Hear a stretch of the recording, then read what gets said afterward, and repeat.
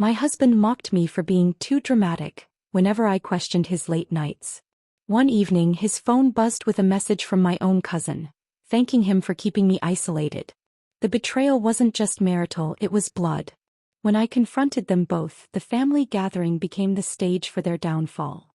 The first moment that shook me awake came on a quiet Tuesday evening. I was folding laundry in the living room when I heard my husband's voice rise sharply from the hallway. He wasn't speaking to me, he was on the phone, but the tone was so tense, so unlike his usual calm that I froze mid-fold. "I told you not to call right now," he hissed, his back turned toward me. When he noticed me watching, he ended the call so fast it felt rehearsed. "Work stuff," he muttered, forcing a smile that didn't reach his eyes. I didn't say anything, but something inside me shifted.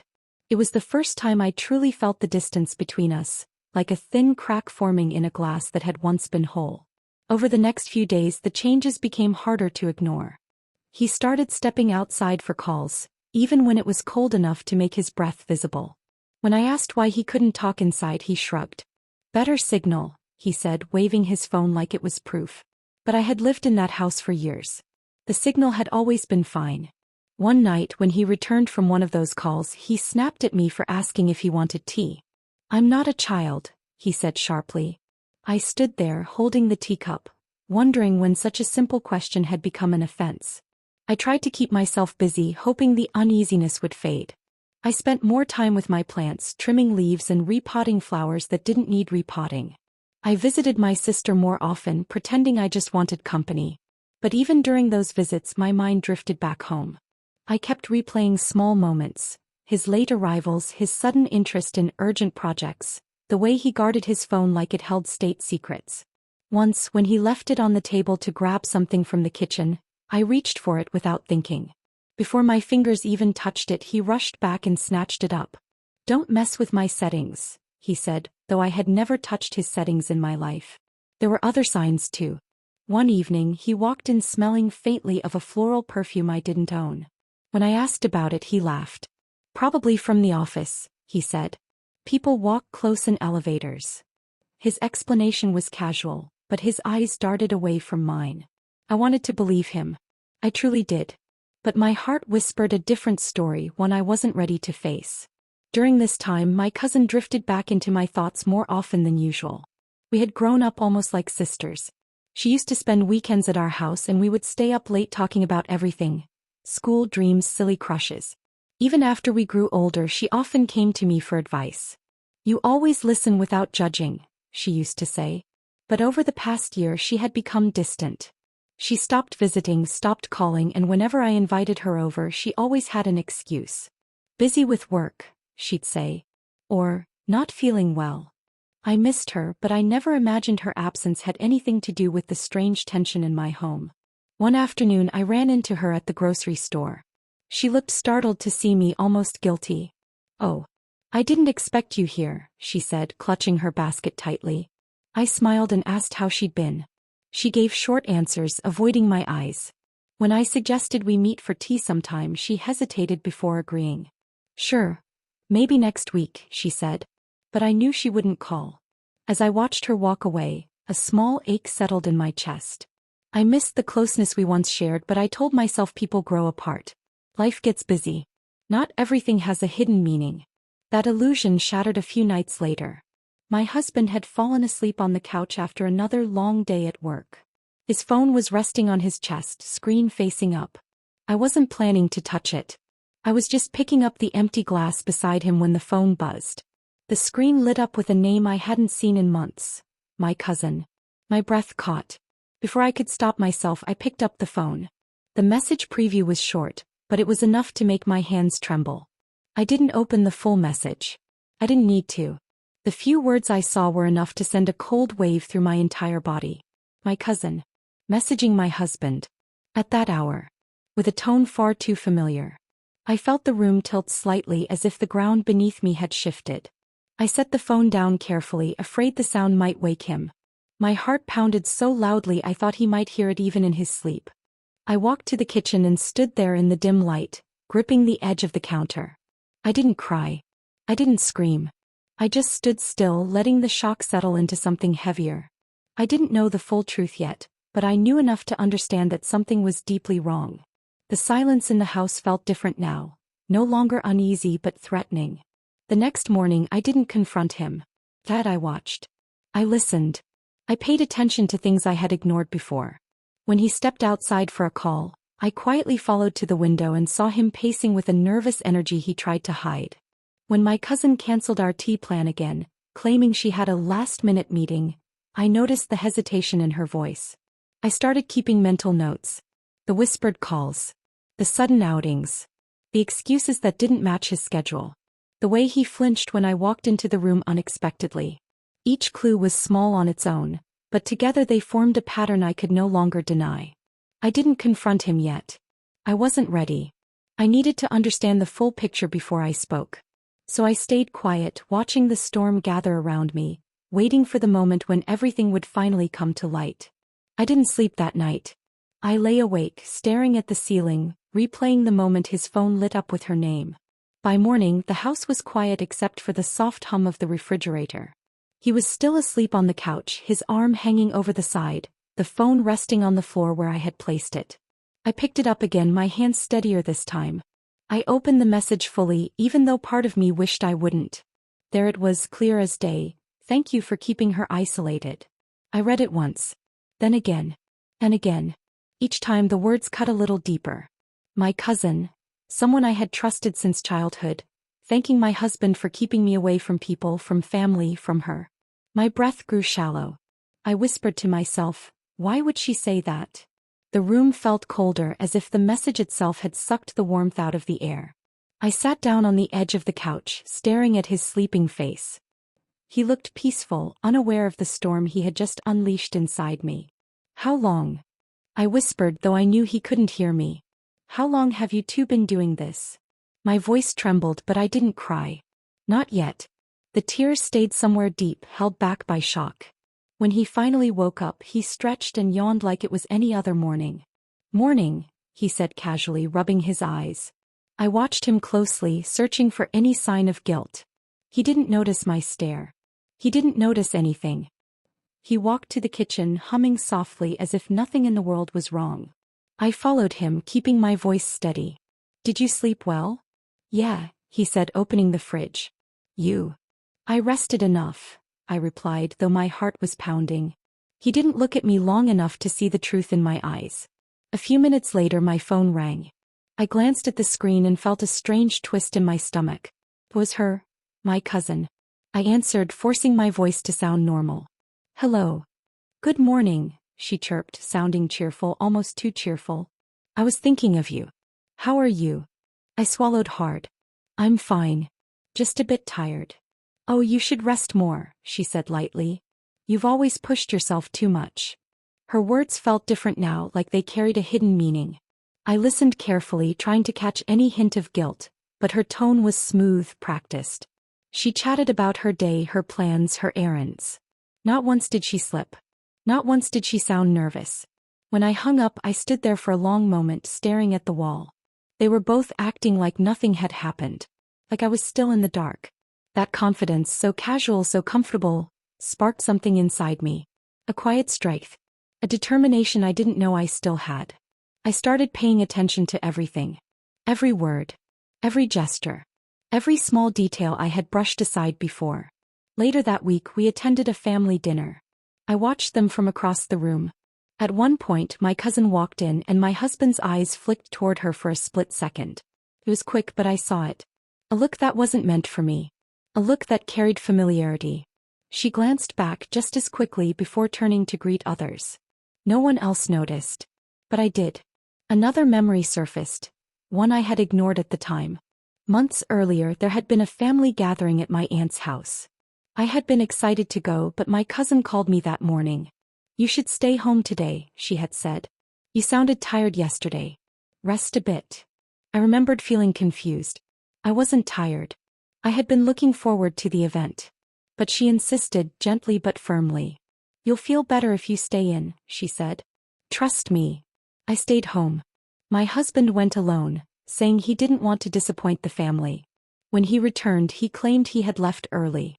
But now, remembering the way he avoided my eyes that night, I realized he had lied. Piece by piece the puzzle formed. Every strange moment, every odd excuse, every uncomfortable silence, they all made sense now. I wasn't imagining things. I wasn't being dramatic. I had been pushed aside slowly and quietly by the two people I trusted most. The emotional storm inside me grew heavier. Anger simmered beneath the surface, but it wasn't loud. It was steady, controlled. Hurt wrapped around it, soft but suffocating. And beneath it all, a strange calm settled in. A calm that helped me think clearly. I stopped asking questions. I stopped seeking reassurance. I stopped giving them chances to twist my words or make me doubt myself. Instead, I observed. I listened. I waited. One evening, I sat alone at the dining table with a cup of tea. The house was quiet. My husband was in the other room talking on the phone in a low voice. I didn't try to hear the words. I didn't need to. I stared at the steam rising from my cup and whispered to myself, I won't let them break me. That moment felt like reclaiming a part of myself I had lost. A small but powerful reminder that I still had control over my choices, my voice, my strength. A few days later, I learned about an upcoming family gathering. A big one. Everyone would be there, siblings, cousins, aunts, uncles, including the two people who had been weaving lies behind my back. I knew instantly that this was where I would confront them. Not in anger. Not in chaos. But in truth. I spent the next days preparing myself. I rehearsed what I would say, not word for word but in spirit. I practiced keeping my voice steady. I imagined their faces, their reactions, their excuses. And each time I reminded myself that I wasn't doing this to hurt them. I was doing it to free myself. By the time the day arrived, I felt ready. Not fearless but ready. The truth had lived in the shadows long enough. It was time to bring it into the light. The day of the gathering arrived with a strange stillness in my chest. I woke early, long before the sun had fully risen, and sat at the edge of my bed for a moment, letting the quiet settle around me. I wasn't afraid. I wasn't shaking. I felt steady, almost calm, as if my heart had finally accepted what needed to be done. By the time I dressed and stepped out of the house, the morning air felt lighter than it had in weeks. When I reached my aunt's home, the familiar sounds of laughter and clinking dishes drifted through the open doorway. Warm lights glowed from inside, and the smell of freshly cooked food wrapped around me like a memory. I paused for a moment, taking it all in. This house had always been a place of comfort, a place where I felt safe. Today it would become something else entirely. I walked in with a smile, greeting everyone as if nothing unusual was happening inside me. My cousins hugged me, my aunts fussed over my hair, and my uncles asked about my health. I answered each question with a steady voice, even though my heart beat a little faster with every step I took deeper into the room. Then I saw them. My husband stood near the dining table, laughing at something my cousin had said. She stood beside him, her hand lightly touching his arm as she spoke. They looked comfortable, too comfortable. Their shared smile, their easy closeness, the way they leaned toward each other. It all confirmed what I already knew. But instead of breaking me, the sight strengthened my resolve. I walked toward them slowly. My cousin noticed me first. Her smile widened, bright and practiced. "You made it," she said, stepping forward to hug me. I returned the hug gently. "Of course," I replied. "I wouldn't miss it." My husband turned to me with a casual grin. "You look nice," he said, as if everything between us was perfectly normal. "Thank you," I answered, keeping my tone even. I didn't let my eyes linger on him for long. I didn't want him to sense anything yet. For the next half hour, I moved through the room, talking to relatives, helping set dishes on the table, and pretending to be part of the cheerful chaos. But inside, I was watching them, how they whispered to each other, how they exchanged quick glances, how they drifted to the same corner of the room whenever they thought no one was paying attention. I waited for the right moment. It came when everyone gathered in the living room to take a group photo. People were laughing, adjusting their clothes, calling out names. I stood near the center, my hands clasped in front of me. My husband and cousins stood on opposite sides of the room, unaware that the moment they had been avoiding was about to arrive. I cleared my throat softly. "Can I say something before the photo?" My voice wasn't loud, but it carried enough weight to quiet the room. Heads turned. Conversations faded. A few people stepped aside to give me space. My husband frowned slightly, confused. My cousin tilted her head, her smile faltering. I looked at both of them. "I need you two to come here," I said calmly. My husband hesitated. Why? What's going on? Just come, I replied, keeping my tone steady. They walked toward me slowly. My cousin's eyes darted around the room as if searching for an escape. My husband's smile faded completely when he saw the expression on my face. When they stood in front of me, I took a deep breath. I want to share something with everyone, I said. Something I discovered recently. A hush fell over the room. My aunt stepped closer, concern in her eyes. My sister moved to my side, sensing the tension. I reached into my bag and pulled out a small folded paper where I had written the message exactly as it appeared. I didn't want to risk showing the actual phone screen in case they tried to twist the situation. I unfolded the paper slowly and read aloud, "Thank you for keeping her isolated." A ripple of shock moved through the room. My cousin's face drained of color. My husband's eyes widened. I held the paper up. "This message was sent from her," I said, pointing at my cousin, "to him." My cousin shook her head quickly. No, that's not what you think." My husband stepped forward. "You're misunderstanding." I raised my hand gently. "Please, let me finish." The room stayed silent. "I didn't want to believe it at first," I continued. "But then I started noticing things. The late night calls. The excuses. The way you both acted around each other. And suddenly all the moments I ignored made sense." My cousin's voice trembled. "I didn't mean." "You meant every word," I said softly. "You thanked him for keeping me away from people. From family. From you." My husband tried to speak again. "It wasn't like that." "Then explain it," I said, still calm. "Explain why she would send you that message." He opened his mouth, but no words came out. My cousin looked at him desperately, waiting for him to speak first. When he didn't, she blurted out, "He told me you were unhappy. He said you needed space." Gasps filled the room. My husband turned to her sharply. "I never said that." "Yes, you did," she insisted. "You said she was too emotional, that she didn't like going out." "I never said that," he repeated, louder this time. Their voices overlapped, each trying to shift the blame onto the other. Relatives exchanged stunned looks. Some shook their heads. Others whispered quietly. The truth unraveled faster than either of them could control. I stood there watching them argue, feeling strangely detached. Their words no longer had the power to hurt me. They were revealing themselves without my help. Finally, I lifted my hand again. "Enough." They fell silent. "I'm done," I said quietly. "With both of you." My cousin's eyes filled with tears. My husband reached out as if to stop me. "Wait." I stepped back. "No. I'm choosing peace. And neither of you are part of that anymore." The room stayed silent as I turned and walked toward the door. Each step felt lighter, as if I were shedding a weight I had carried for far too long. When I stepped outside, the cool air touched my face gently, almost like a blessing. I didn't look back. I didn't need to. For the first time in a long while, I felt free.